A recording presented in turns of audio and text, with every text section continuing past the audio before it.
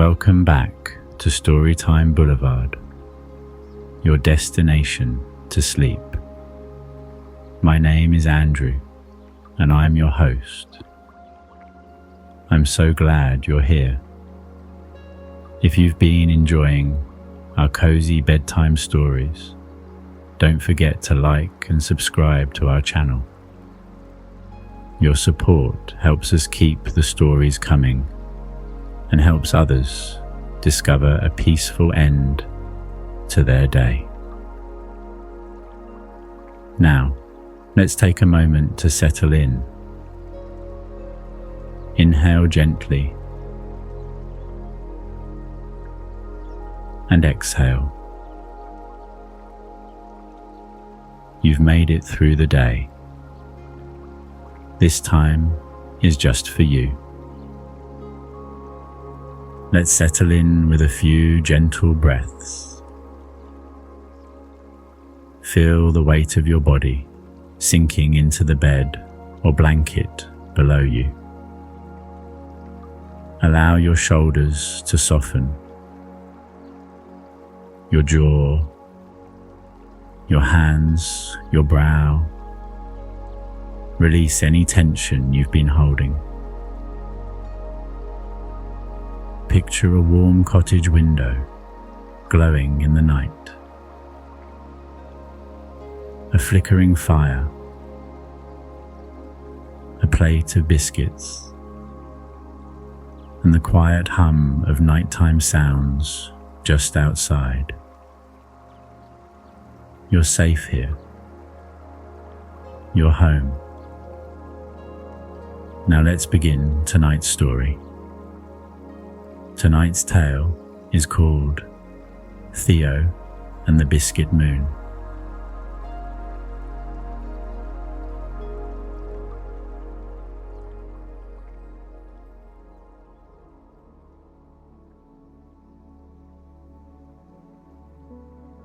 In a cozy stone cottage nestled between two sleepy hills, a little Jack Russell named Theo had a favourite spot, the windowsill above the bakery stove. Each night after the baking was done, when the scent of honey biscuits and sugar-crusted rolls still hung in the air, Theo would curl into his cushion by the window, nose twitching, ears just barely perked, eyes fixed on the sky. Because every evening, just after the last pie was cooled and the last crumb swept from the counter, the moon would rise. But not just any moon. This one, Theo was certain, was made entirely of biscuit. Not like the soft, fluffy ones the baker made for morning guests, but golden and crisp, with just the right crunch and a buttery shine that made his tummy grumble, even though he'd already had dinner. Tonight, the moon was especially low. It hung just above the bakery rooftop, full and crumbly, as if someone had taken a bite. Theo blinked slowly. He tilted his head, and just like he had every night for as long as he could remember, he whispered softly to the moon, "Someday, I'm going to taste you." The fire in the hearth popped. Outside, the trees rustled like they were settling in with a blanket of wind. And Theo drifted off into dreams. Only tonight, something was different. As the moonlight poured through the window and onto his cushion, it shimmered. Not yellow, but golden. Not still, but sparkling. and just as his nose gave one sleepy twitch, he felt something warm and soft beneath his paws. Grass. Theo opened one eye, but he wasn't in the windowsill anymore. He was standing in the middle of a glowing field, and above him the Biscuit Moon was closer than ever. Theo took a step forward. The ground beneath his tiny paws was warm and soft. Not like grass exactly, but more like sponge cake. With each step, it gave a gentle little bounce, releasing the faint scent of vanilla and cinnamon into the air.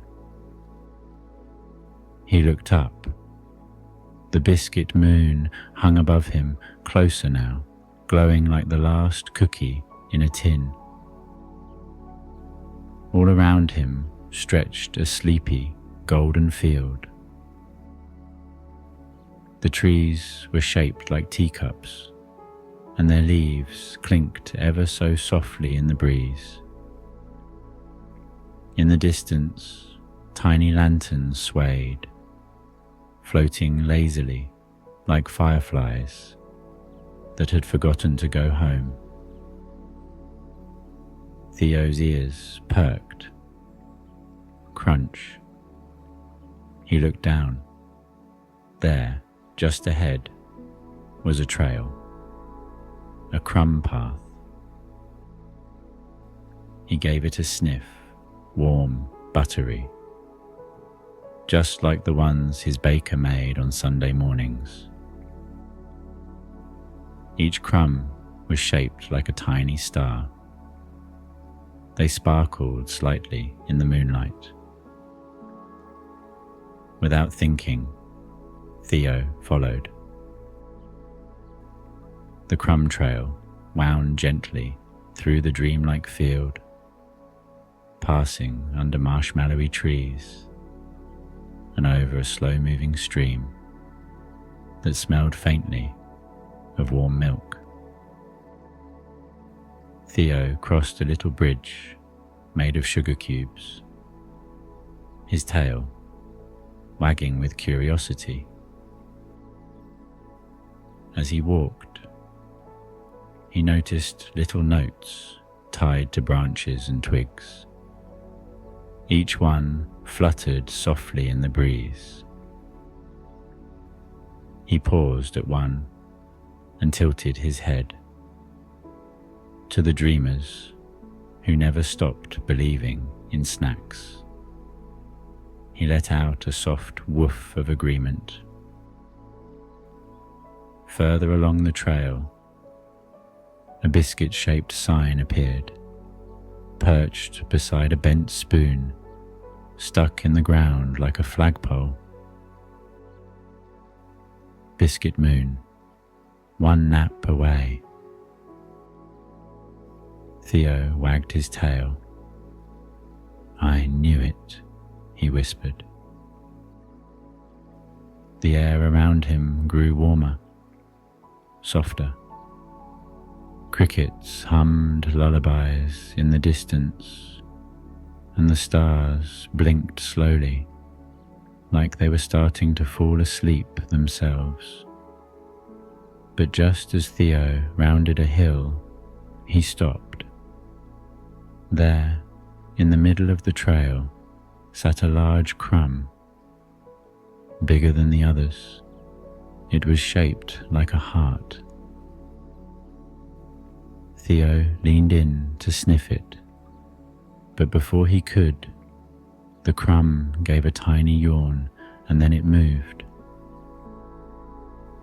Theo leapt back in surprise, not out of fear, but curiosity. His ears twitched forward, and his nose gave a thoughtful sniff. The crumb rustled, and then unfurled. It wasn't a crumb at all. It was a mouse, wearing a thimble cap and a tiny biscuit crumb for a backpack. "Well, hello," said the mouse, stretching. "Didn't mean to block the trail. I was just dreaming." Theo sat down politely and gave a soft wag. "I'm Theo," he said. "I'm headed to the Biscuit Moon."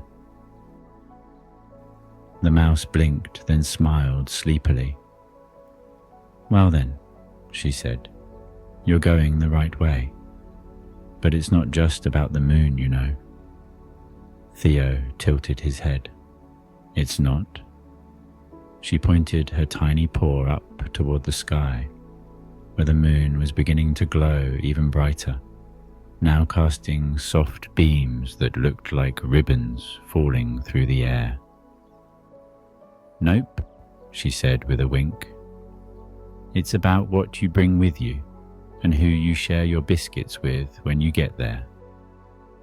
Theo thought about that.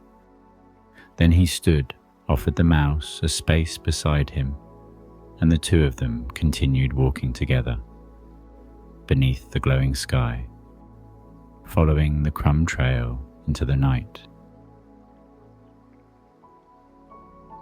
Theo and Clover walked side by side beneath the biscuit moon, their tiny paws padding softly along the golden crumb trail. Though they were quiet, it wasn't a lonely sort of quiet. It was the kind of quiet that felt warm, like two teacups sitting side by side, or a pair of slippers left waiting by the fire. Clover, the tiny mouse, with the thimble cap and biscuit crumb backpack, was still waking up. She gave a little squeaky yawn, then tugged at a string on her bag and pulled out a folded scrap of parchment. "A map?" Theo asked, wagging his tail slowly. Clover nodded. "Sort of," she said, holding it up to the moonlight. "It's a crumb compass. The trail changes every night. But the compass knows where your dreams are leading." Theo tilted his head. "How does it know where I'm going?" Clover smiled. "Because it listens. That's what crumbs do. They remember the softest parts of your wishes." She gave the parchment a tap, and just like that, a warm glow shimmered across its surface, revealing a winding trail that curved upward toward a small hill labeled Wish Hill. Theo squinted. "Is that where the moon is closest?" "Closest and brightest," said Clover. "And if the moon likes your wish, it might even give you a piece of itself to keep." Theo's eyes widened. They walked on, following the flickering path as it began to slope gently uphill. Along the way, Theo noticed small things glowing in the grass: a sock with tiny wings, a spoon whispering lullabies, a button spinning slowly in place. "Dream left behinds," Clover explained. "Sometimes people dream things and forget to take them with them when they wake up." "Do they ever come back for them?" Theo asked. "Sometimes," Clover said, "but most of the time the dreams leave them for others to find."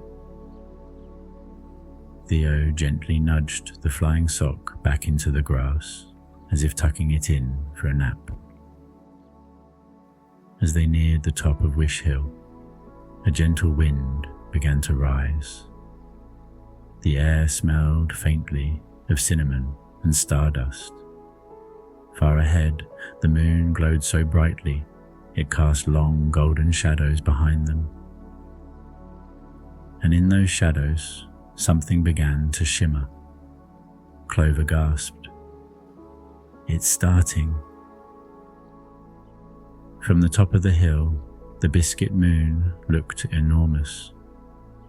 It hovered low over the horizon, and a single beam of moonlight stretched downward like a ribbon, touching the ground just a few paw prints away. "Is that for us?" Theo whispered. Clover nodded slowly. "It's the moon's way of saying, 'Go on then.'" Theo took a deep breath. He looked at Clover, who gave his paw a tiny squeeze. Together, they stepped into the ribbon of light. And just like that, the ground beneath them began to lift, softly, slowly, like a dream rising on a sigh. They were floating upward toward the Biscuit Moon.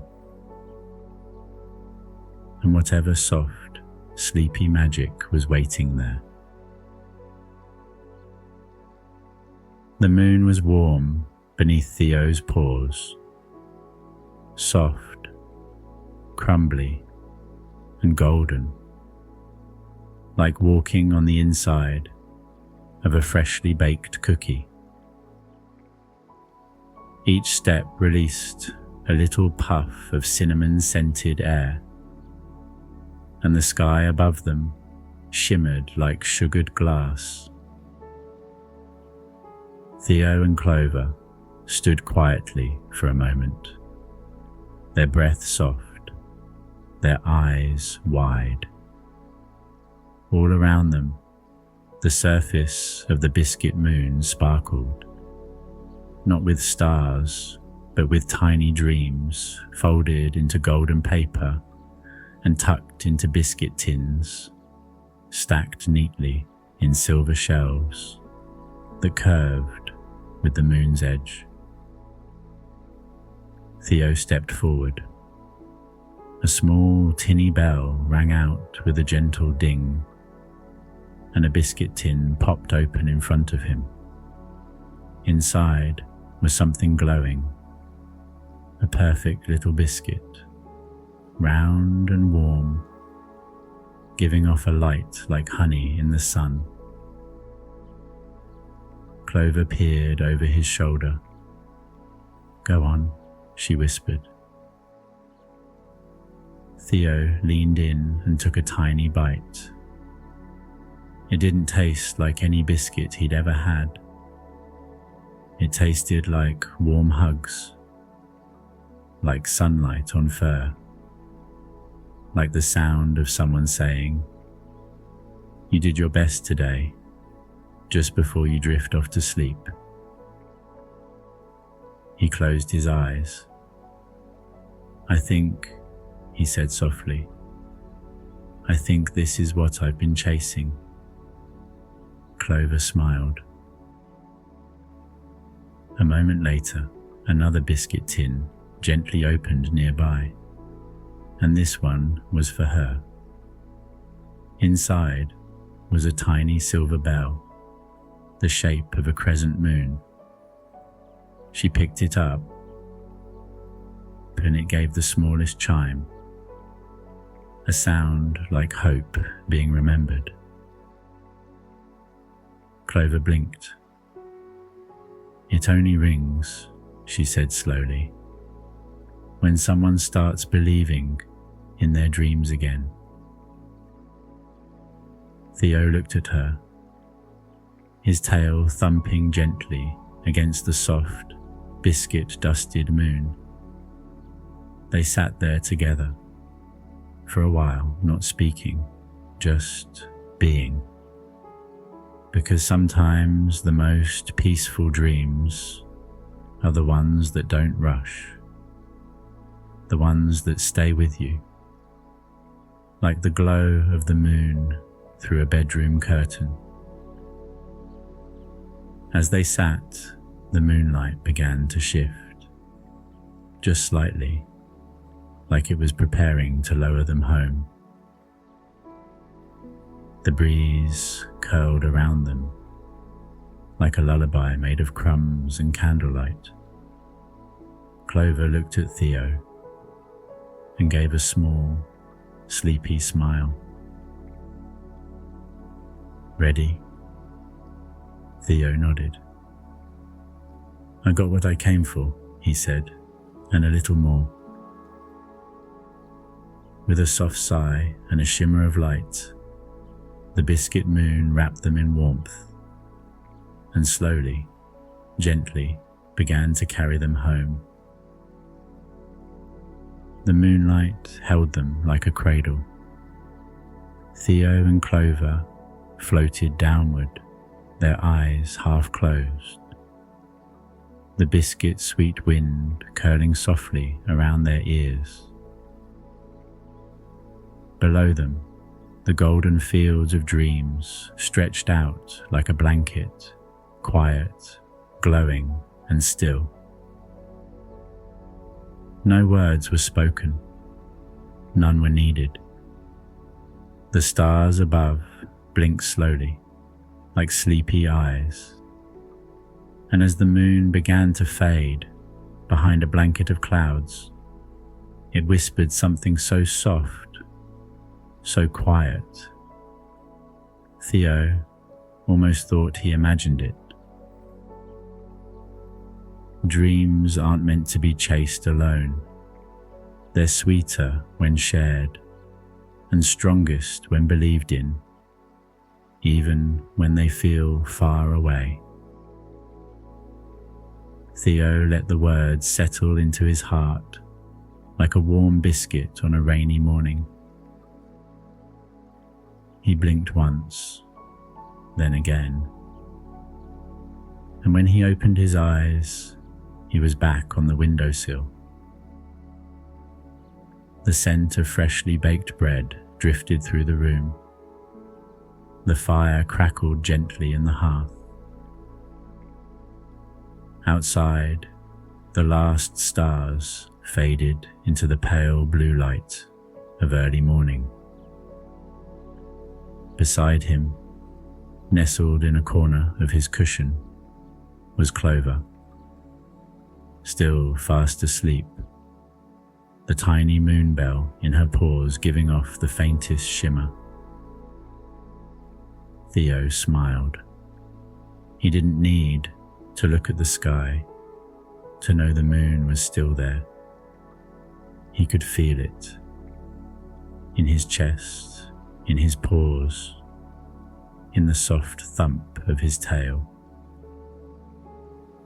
And when the baker came into the room with warm biscuits on a tray, Theo didn't look up at the moon and wish anymore.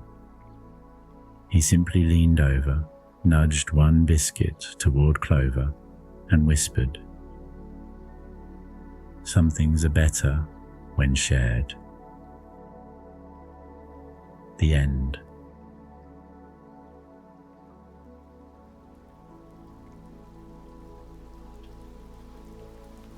As you drift off to sleep, take a breath. Remember Theo and the journey he took to find something sweet, not just for himself, but for someone he cared about. Maybe your own dreams are closer than you think. Maybe all they need is a little light and a little faith. You are safe, you are loved, and your dreams are welcome here. Good night, dreamer. Until next time on Storytime Boulevard.